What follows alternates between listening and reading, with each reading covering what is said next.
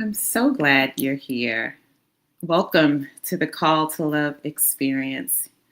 I'm Jasmine Bellamy, founder and spiritual director of Love 101 Ministries. This experience is an invitation, a call to step into spiritual community, where together we explore the theology of love and practice what it means to live in its rhythm. Our focus is transformation, becoming more like love itself. Each episode will lean into the practices that help us embody love as a way of life.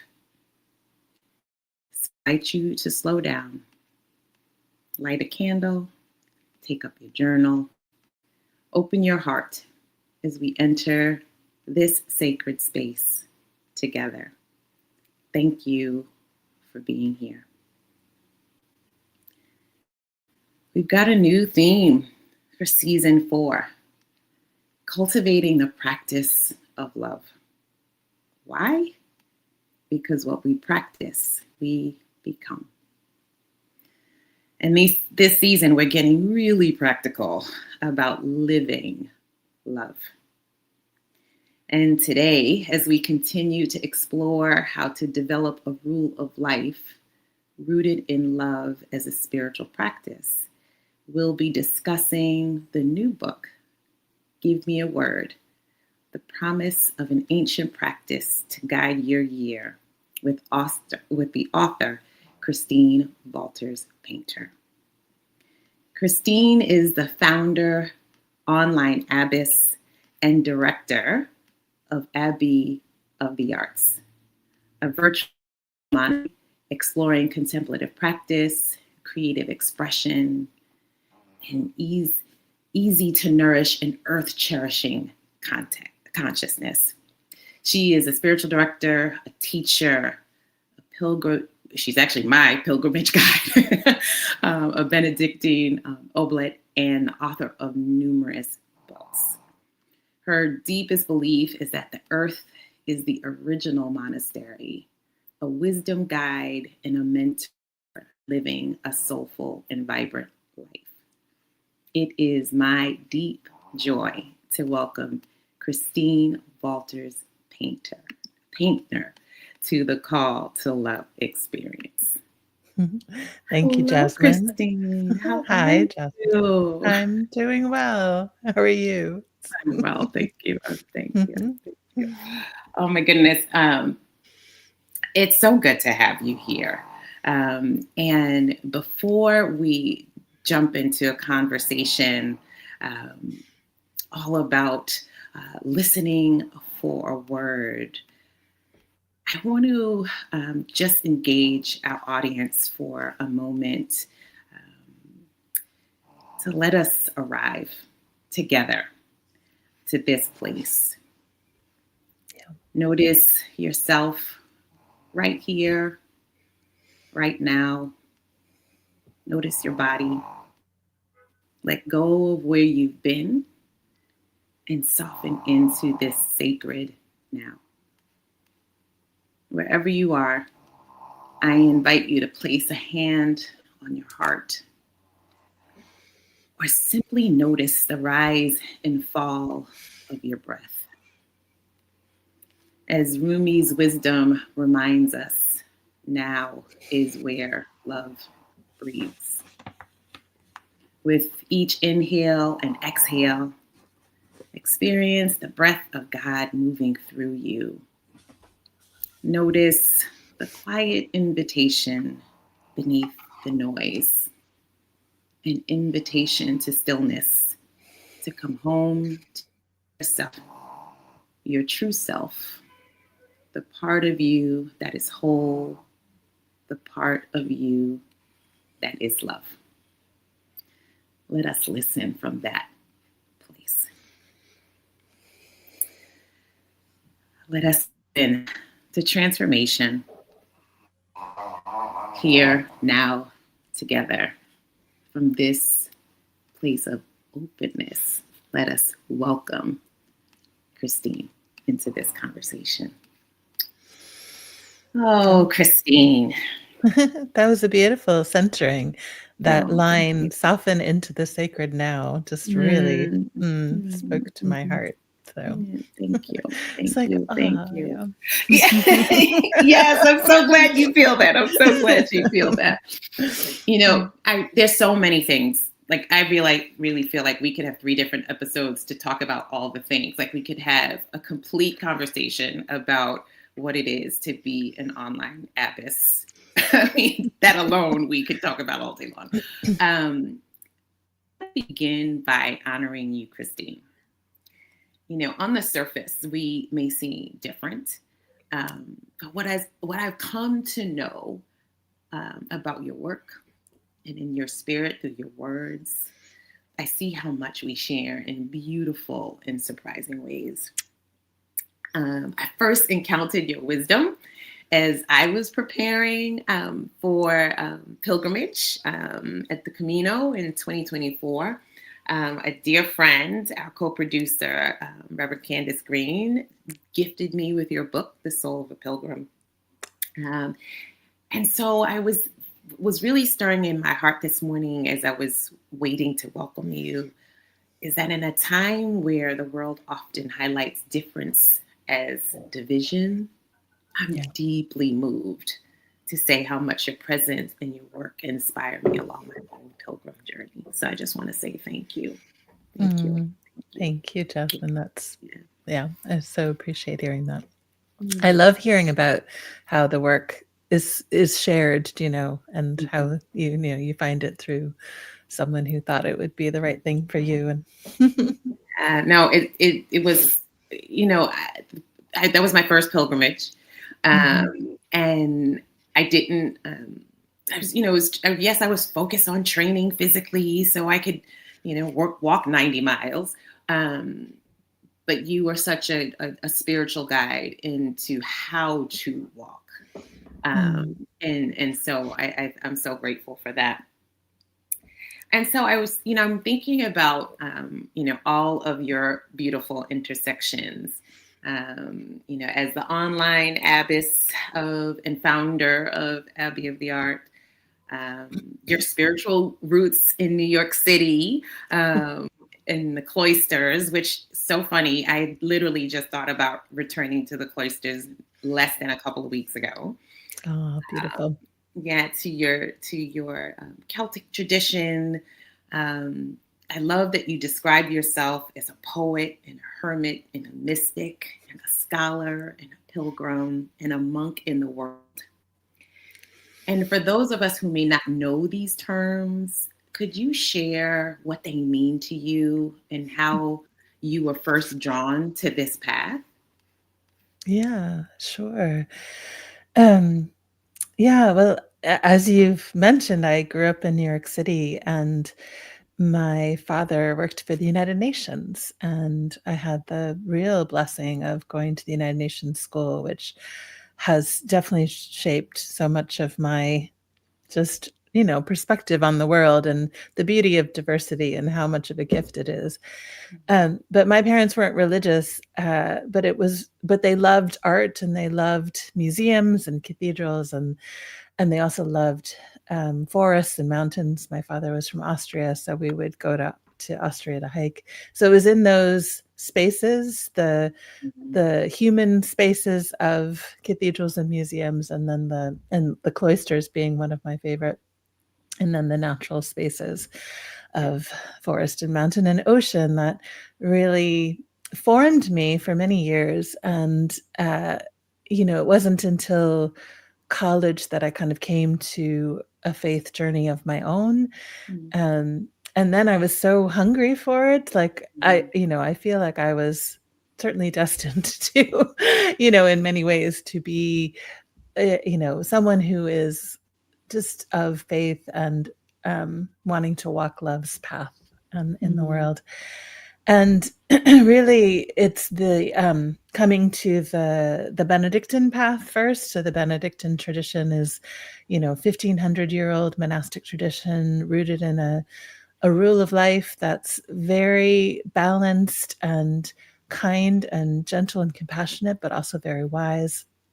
And it Mhm. was discovering that pathway, and then from Benedictine tradition opening up to um, the desert tradition, because the desert monks, of course, influenced the Benedictines.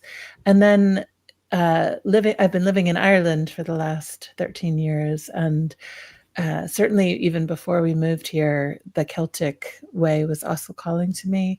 And so it feels like this beautiful braid of these, ancient wisdom figures who nourish me in all these different ways. Um, and then I'll just add one other piece is I also have a great love of Jungian work and I do too. the concept of archetypes. And so I think for me, that can be a helpful way, when I talk about identities that I hold, if it's poet or artist or mystic or, whatever that is, that these archetypes are like energies that exist across cultures and times that empower us, to discover new things about ourselves, to invite us into a more full-bodied life. And so we will inevitably be called to particular archetypes that, will help guide our path. And at some point in our lives, we may, a door may open into a new archetype. Maybe a word will come that will open that door to the new archetype. So those are some of the threads, that really, animate my faith journey. And Abbey of the Arts sort of came together out of my love of contemplative practice, monastic tradition, creative arts, myself through poetry, but we engage musicians and dancers and visual artists, and it just brings me huge joy to collaborate and just to bring in all of those different, you can even see the different, we call them dancing monk icons behind me. So we have, it's just sort of like another aspect of what we offer is this, what I hope is like a real joyful, love-centered way of being in the world that also takes seriously lament and grieving and those, really necessary aspects of our humanity, but also doesn't, also is, holds the tension between between joy and lament. Yeah. Thank you. That's so beautiful. I actually want to pull on one more thread that I've learned about you as well. I know that you are inspired by the great 12th century Benedictine abbess Hildegard of Bingen. And I know she often spoke of love as the animating force of all creation, and expressed through creativity and calling for our courageous truth telling in the world. So I'd just love to give you some space to share what she means to you. How does she help you or help us during this time and season? And maybe how do you see her vision of love guiding us in cultivating the practice of love today? Beautiful. Yeah, that's her right there behind me. So she is definitely one of the, I have a great love for so many of the mystics because of their ability and capacity to embody the path of love and to make it real in their own lives. And Hildegard, as you said, a 12th century Benedictine abbess, she was an incredible woman. She, had visions that she illuminated. She was a profound musician. She wrote so many pieces of music that were for the praying the monastic hours. And we have that whole catalog of her music. We have her 3 books of theology that go with her visions. We have hundreds of letters that she wrote. She was a preacher when she wasn't supposed to be, because in the Catholic Church that was not really allowed, but somehow she got away with it because exactly, she got away with an awful lot. She called a lot of church leaders to task, and So I love her strength, and she also struggled a lot with illness, and I think that's Mm, partially I have chronic illness myself, and I definitely feel that resonance with her. And one of her concepts that for me has been most helpful is this idea of viriditas, which is the greening mhm, power of God. And for her, the greening is what you can see physically in the landscape around you, but it's also this very potent spiritual principle. So, all of the saints and the mystics, all of the angels, all of that divine presence are animated by viriditas, by this greening power. All of the virtues, right, are animated by this greening power. And I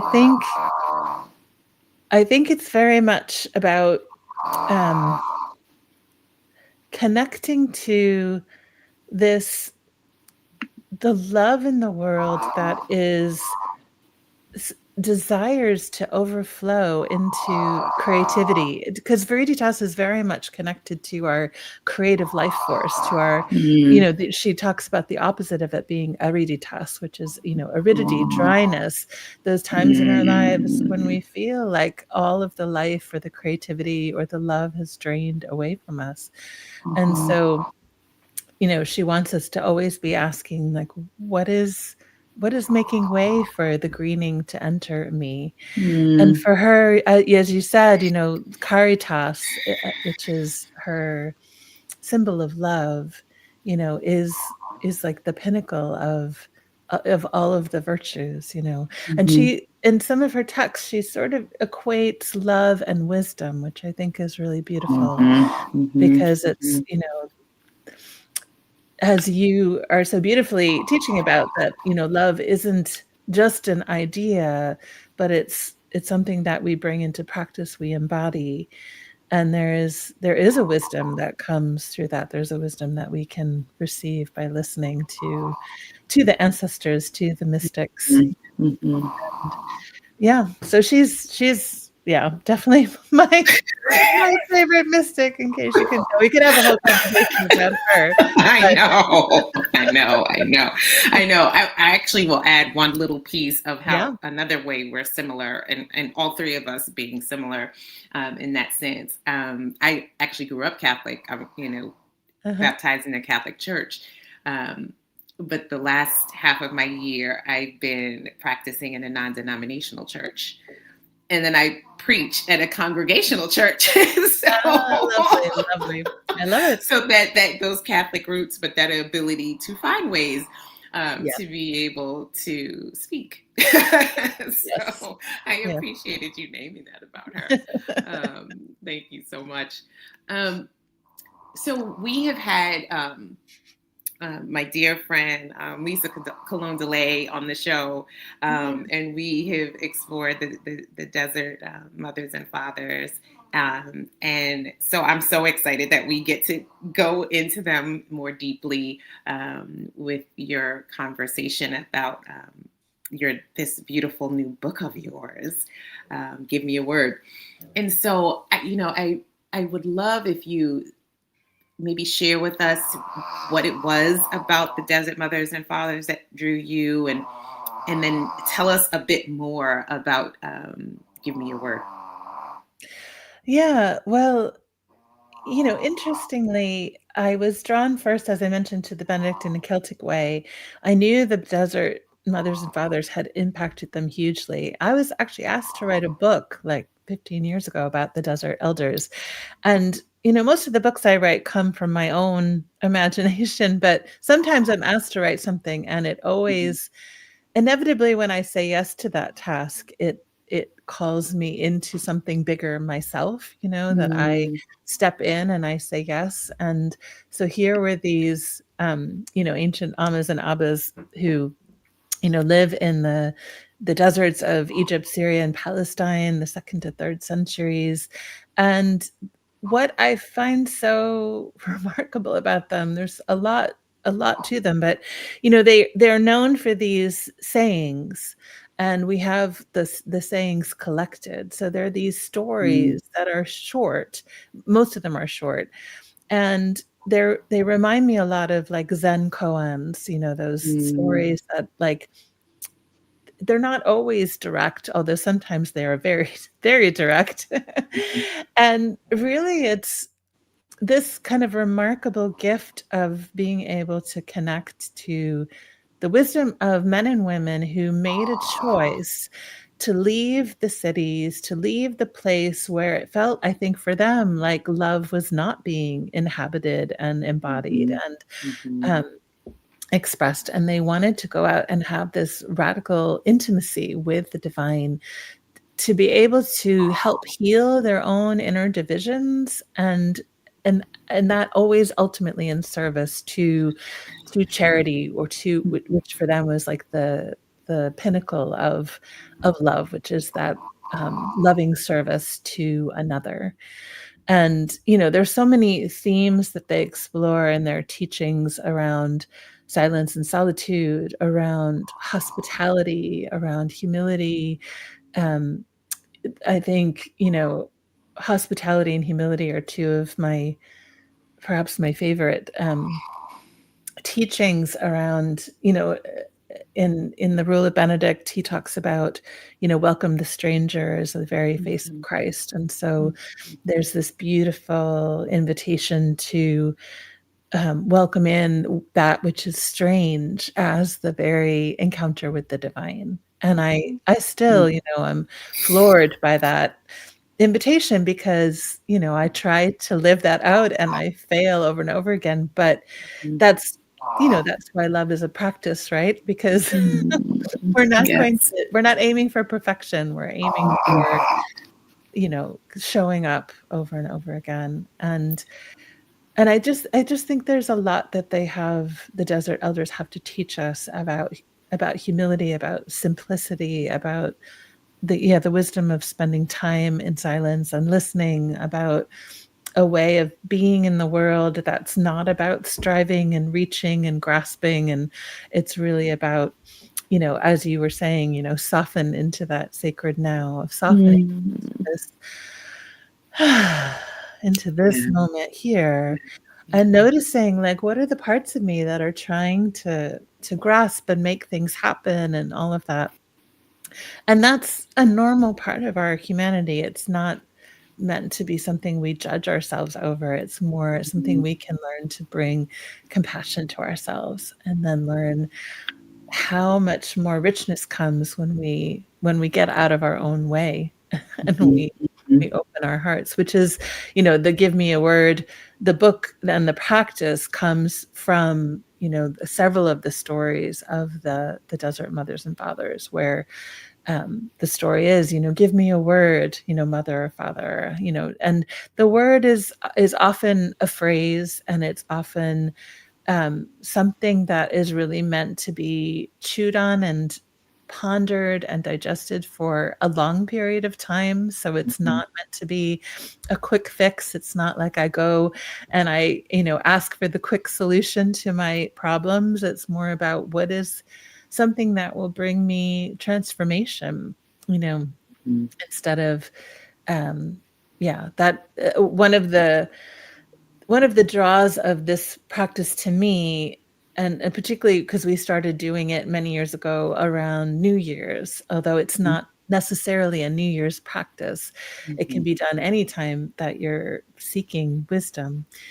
But for me, New Year's is very much around resolutions and self-improvement, and some of those things are fine, but mhm, the Give Me a Word practice is a deeper invitation to really yeah, draw forth something much bigger, something that can expand us beyond what our limited selves can imagine. yeah, yeah. That's Oh. that's where, like, you have to receive it, because if we try Ugh. and if we try and come up with that, it's not gonna Mm, work. It's not gonna do mhm, its work. mhm, mhm. Oh, I love so many of the things that you just said. A deeper invitation. What I also appreciate is that that the desert mothers and fathers were extracting themselves from empire, Yes. They were extracting Okay. themselves from a loveless system, Yeah. Beautiful. and yet they were still locked in to community Yeah. and service to those who had ears to hear. Yeah.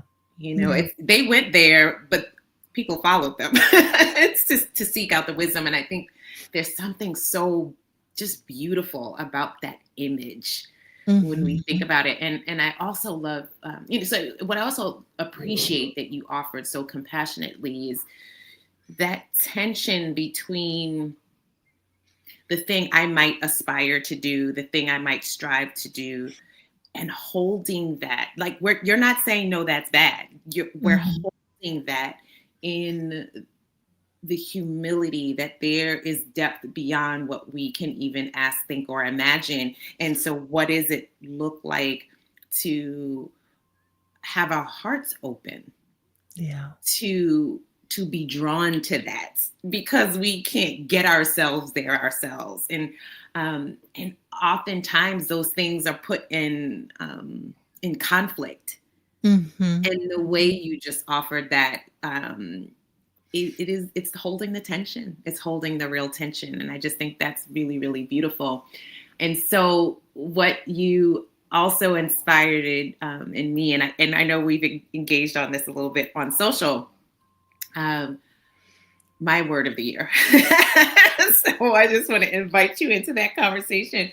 So Mhm. last year, I remember becoming more, feeling more tuned to the change of the seasons. Mhm. And so I remembered initially thinking that, that word transition felt like an important word to me. Mhm. And as I was moving into, or and at that time, my spiritual director and I sat with that word, and she reminded me that it's not just the seasons changing around me, Mhm. that I am changing. Yeah. And that, that looking at that word, like literally in the dictionary, to think about and sit in it for a long period of time, really then set up my 2025 word, Mhm. which is unfolding. Mhm. Yeah. And It's to one your of my point, favorite words. yes, yes, and I want to hear more about that. But I will say this: even as I have been sitting in that word unfolding, literally all year, and it's now October, Mhm. and just the other day, a dear friend of mine sent me, a screenshot of a book that she was reading, and it said, "God is slow because God is love." Mm. And we were Beautiful. like, oh, you Mhm. know. And I think the big other piece about unfolding is that it is slow, that we Yes. don't, our anxiety doesn't get to speed it up. Yeah. And what Mm. I also came to terms with over the summer is that even as one question that I might have might Mhm. unfold, even on the other side of that is another thing unfolding. Yeah. And so that unfolding is a perpetual state, that Mhm. it doesn't, Yeah. there's no end. and Yeah. and so, but I definitely wasn't thinking that in January. So it's literally how that word has been working through me all year. And so I think that it's just a practical example too, but I would love to hear what unfolding means to you. Yeah, well, it's you've spoken to it so beautifully. I think for me, it really is rooted in the seasonal wisdom. Mhm. You in your intro to me, you mentioned about, my belief in Earth as the original monastery. And Mhm.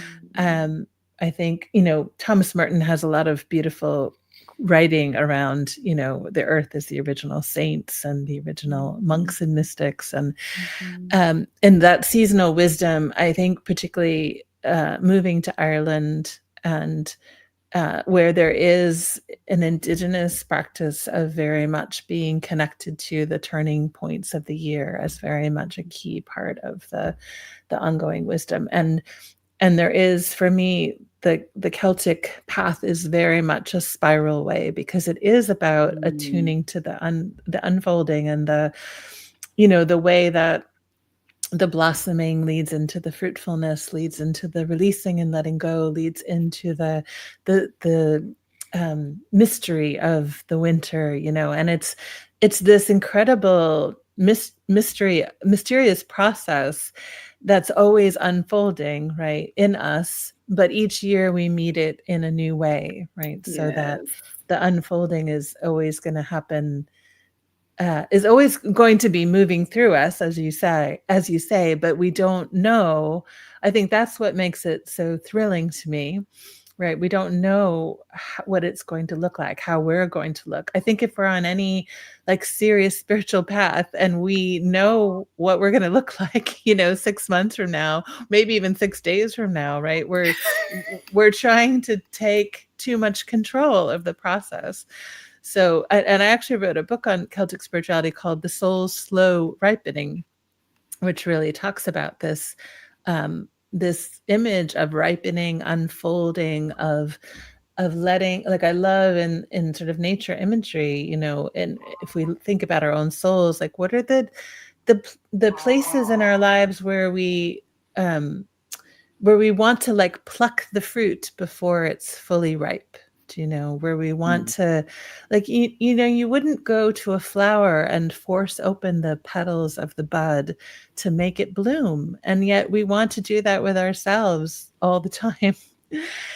And I'm speaking for myself, yes. included. It's like you're So reading my mail. yeah. like it's like why I love this word so much, because it keeps reminding me again and again, like, there's actually a much bigger wisdom at work here that I am immersed in, so immersed in that I can't see the whole of it. I can only open myself up to receiving the gifts that come, and to attend to what's happening, and to honor, yeah, the unfolding as it happens, but then continue to make space for more unfolding and more unfolding. It's like, when we have a dream and we wake up and we might dismiss it because we're like, oh, I know what that means already, but if we sit with it, the dream will continue to unfold and unfold and unfold, layers and layers and layers, if we give it a chance to. And our lives are the same way. Our lives offer Mm. us images all the time that, yeah, continue to unfold in our hearts. Yeah. And to kind of connect to that, it's that, are we attuned to the unfolding? So Yes. are we present enough to see even the slightest, most mundane noticings of it Yeah. unfolding? Yeah, You know, exactly. I've been, I was this morning, as I was just again preparing for us, this scripture that just kept coming to me, and I probably am thinking of an NIV translation of it. But faith comes by hearing. Faith comes by Mm. hearing. Mhm. And then I went to Eugene. Well, I went to first the CEB, and I like that the CEB translation of Romans 10:17 says, "So faith comes from listening." And but it's listening by means of Christ's message. And I thought that was a beautiful translation of it. Mm. And then even in the message translation, it goes even further. The larger reading, it says, "But how can people call for help if they don't know who to trust? And how Mm. can they know who to trust if they haven't heard of the one who can be trusted? And how Mm. can they hear if nobody tells them? And how is anyone going to tell them unless someone is sent to do it?" That's Mm. why scripture exclaims, "A sight to take your breath away." Grand processions of people telling all the good things of God, but not everybody is ready for this, ready to see, hear, and act. Isaiah asked what we all ask at one time or another: does anyone care, God? Is anyone listening and believing a word of it? The point is, before you trust, you have to listen. But unless Christ's word is preached, there's nothing to listen to. Yeah. Beautiful. And so I wanted to offer that scriptural context because this hearing a word is significant. It is significant. So I'd love to just give you some space to, maybe tell us some of your favorite parts or stories in the book, particularly a word that was given in any of the context around it. Yeah.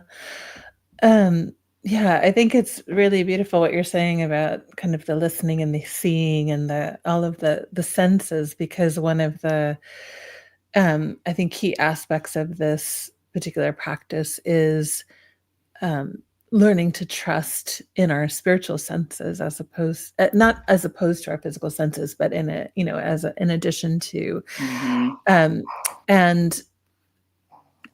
that we think we see, but then something opens, so we pay attention, and then we see something in a much deeper way, whether that's it might be a friendship that we have. It might be, somebody that we thought we knew and they suddenly reveal themselves differently. It might be an aspect of ourselves that is suddenly revealed to be to be different than what we imagined. And I think so part of the practice is really releasing this need to control, to grasp, to direct, and then to move into this place of open-hearted receptivity. And then, as you've so beautifully, talked about, to then let that unfold, and to attune to what thread, that word might be taking us toward, like as a thread or as a path. I'm mixing my metaphors here, but and yeah, so there's a lot of examples in the book of lots of different people's examples of words. One of my own that's coming to me is the word savor, and it came to me in a year when I had a pulmonary embolism. And so I felt myself very, very much that like brush with my mortality in a very clear way. And I was in Vienna in Austria, and I was there by myself, and my husband was going to be meeting me, and he came, of course, rushing, sooner than he was meant to be with me. And then it started snowing, and it was like this magical, like fairy landscape. And we would go for these very slow, gentle walks because I didn't have like that much capacity. I was recovering. And, I was just so in awe of, what happens when we, the ways those moments that can be a brush with mortality can really sharpen our senses, attune us to what is absolutely like the treasure of our lives, and how we can open our hearts to that. And so this word savor came to me because I started looking into the roots of it and discovered that the root is Latin, and it's saporum, which is connected to sapientia, which is the word for wisdom. And so there was this whole invitation for me around the wisdom of savoring, and I'd say I'm always been someone who's been drawn to the contemplative life in one way or another, but I'm also someone who lives in this world of rushing and speed and productivity, and who can be very seduced by those things.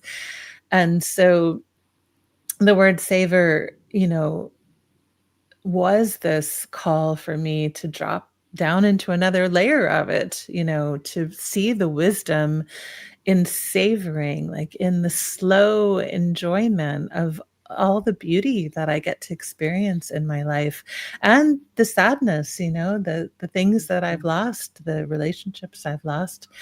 The savoring is the whole spectrum, the sweetness and the bittersweetness of our humanity. And so that word, yeah, just kept calling me. And to be honest, that experience is what led my husband and I ultimately to move to Europe. We may have done that anyway, ultimately, Mhm. but it was Mhm. like that, like this, I had this longing in me, and it was like, well, why wouldn't I do this? I have the freedom to do that. Why wouldn't Mhm. I do that? So, it led to, and your word will not always lead to international moves, but but sometimes, it can really lead to something much bigger than what you expected. Like if I had found that word and thought, oh, I know all of what it's going to teach me, then I've basically just shut down all of love's possibility in my life. So Mhm. Mhm. so it's a radical act of trust and risk and Radical act vulnerability. of trust. Mhm. Yeah.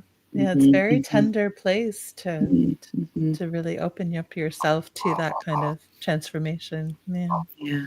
Yeah. Yeah. I mean, and this is why when I think about you and how you inspire me, like literally everything you just described is where I find myself in my own life, like walking that out. And so just such a beautiful example of what can happen when we do lean into the vulnerability and the tenderness and the wisdom and the obedience to follow. So Yeah. thank you so much for that. I'm thinking of the audience, and I'm thinking about what it would be like for them to lean into or discern their own word. And so I may try to put two questions kind of into one, but how might listeners begin to discern their own word? To Mhm. your point, not from striving, but from listening. Yeah. And then also in times of overwhelm or uncertainty, how can our word become a compass that reorients us toward love? Yeah. Yeah. Well, I think those two things really do dovetail in that, Mm, in the very act of slowing ourselves down, of learning to listen beneath the surface of things, of learning to see the shimmering, as I like to sometimes call it, beneath the surface of the world, to trust that there is a gift that's being offered to us, that this word comes as a gift. Um, to cultivate all of those sort of habits and ways of being themselves are in themselves like a necessary practice, I think, for how we are to show up in a world that can often feel full of cruelty and full of malevolence and full of all kinds of things that we wish we didn't have to experience. And so, the book has lots of practices, and I like to invite people into different doorways, and some of the doorways might open more easily for you. So, for instance, like embodiment is a big part of my work. Like, how do we listen to the wisdom of the body? What does the mhm, body teach us? Again, as someone with chronic illness, my body has been an incredible teacher of, both my gifts and very much my limitations, and how does that come through? How do we listen to the body more deeply? Can we put ourselves out into the natural world and listen for the wisdom that comes through trees, through birds singing, through the sound of the music of the river? Can we listen for dreams, as I mentioned before? Can we sit with another, a soul friend, an anamkara, a spiritual director, someone who knows us and might be able to offer some wisdom back into our lives? Can we listen for the angels, saints, and ancestors, and what they have to bring to us, what they might be calling to us? So it's really about getting out of our own way, about this humble approach to the world to say, give me a Mm, word. Like mm, it's a prayer, and it's a plea, and it's a, like, I need help, I need support, I need guidance. And yeah, so it's that sense of, I think then, if we're really true to that process, and so the word actually comes often as a bit of a surprise. I think it's not always a surprise, but I think if it is a surprise, that's often a sign that you've probably received something that you didn't try and manufacture yourself. And the and the other piece of that I'll say is, you also know it over time, because the word, I'm trying to find another word than should, but the word should should um, should open up our capacity for love, for loving the other, especially loving those on the margins, loving those who are different than us, loving, all of creation, really. And that word can become a compass mm. to guide us toward a more expansive presence in the world, and I hope guide us to embody love more deeply in our lives, which of course is our lifelong unfolding practice, right? To Yeah. continue to embody love more and more deeply, what each day brings, and how that happens, how we're called to that in each given moment will be different. And sometimes we need to just like, phew, release again, and just lean back into spirit, into the ancestors, into, all of those guides who can help to hold us. But ultimately, I think it's that reminder that love is at the foundation of everything. And really, our whole life is a curriculum of learning how to, grow in love. But the thing with the curriculum is, it's not set out in easy to follow lesson plans. No. That's why we exist at Level 101. Just trying to help out. Yeah. Trying to offer Yeah. some clarity. Yeah, Oh and my then goodness. if Yeah. we're wise, we're always at Love 101, right? Yes. Yes. Yeah. Yes. Yes. Mm. Yes. Yes. Yes. Oh, that's wonderful. As you mentioned practices, I'd love to ask our guests to share if they're open to, if there is a practice for you that, and I know practices change in seasons in life, but I'm curious if there's a particular practice that helps you go deeper into love, Mm. particularly in these days that are so disorienting, Yeah. like rightfully so, Yeah.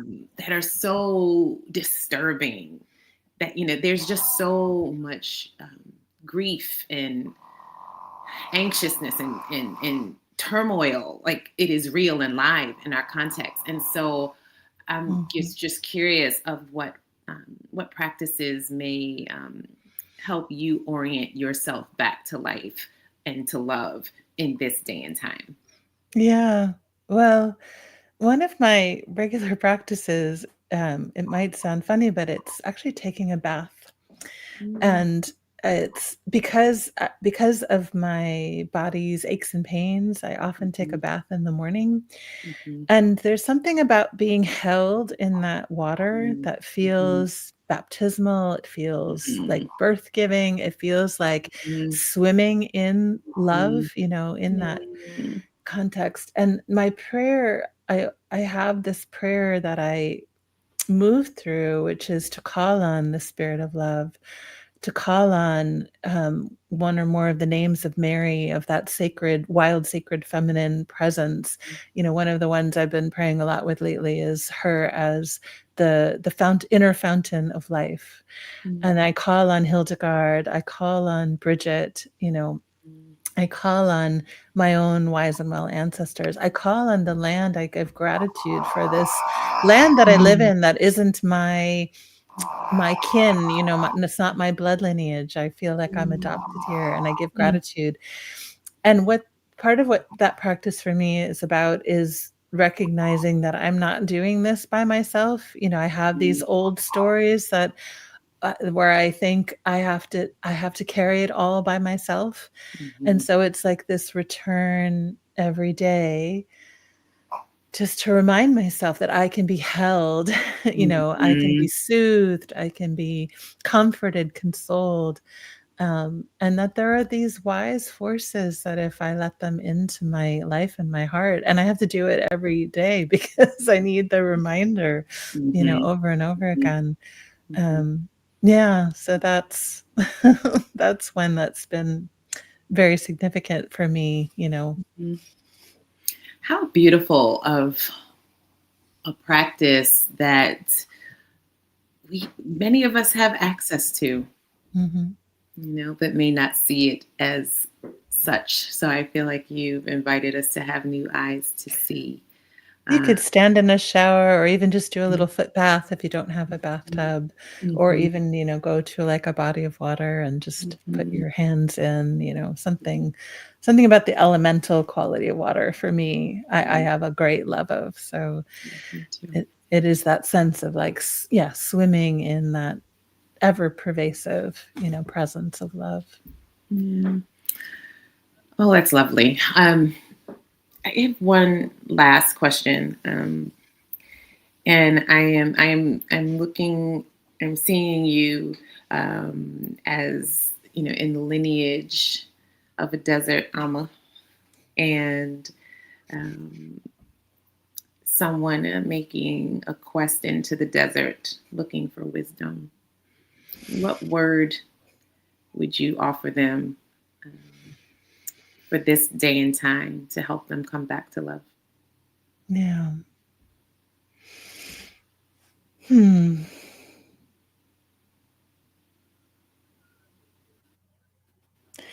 I think I think the word for me is embody, Mm, and I think it's for me, it's connected to a question of, yeah, how what do you want to embody? Like through your mm, practice of love, mhm, what what kind of world do you want to make real through your embodiment mm, of how you interact each day with others, how you treat, the natural world, how you consume, how you are present.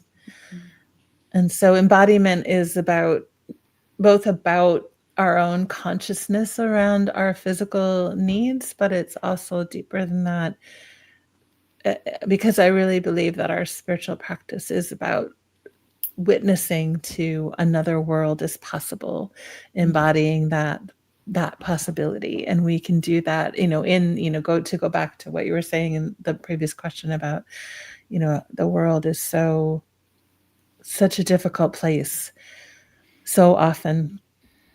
And yet to to give up, to say it doesn't matter is to basically just give way to cynicism, and mhm, is to give up. And I don't think, even though I can never know what my little part will be in terms of the bigger unfolding of love in the cosmos, I have to trust. I have to. And that's part of my prayer in the mornings too, is like, give me the strength to trust again that I just show up in this moment as best I can, and that I embody love as best I mm, can, and that I will fail, and that I will try again. I have to keep trying again, because to give up is, to just let the world slip into the dark forces that we see, and to not let, yeah, to not give value to our own power in the mm, world, mm. and how we can embody that for others, really, to show up for others. Yeah, yeah. Oh, I feel like that's a beautiful invitation for our audience for this week to invite you to ponder, how do you want to embody love in the world? Um, I invite you to even listen deeply for your word, that you will sit in it, sit with it, and live into it. Thank you. Thank you so much. I want to invite us to reflect before we close. I invite you to notice what is staying with you. That word embody is resonating with me right now. Um, what word, what phrase, what image from this conversation is resting in your heart? Let it rise.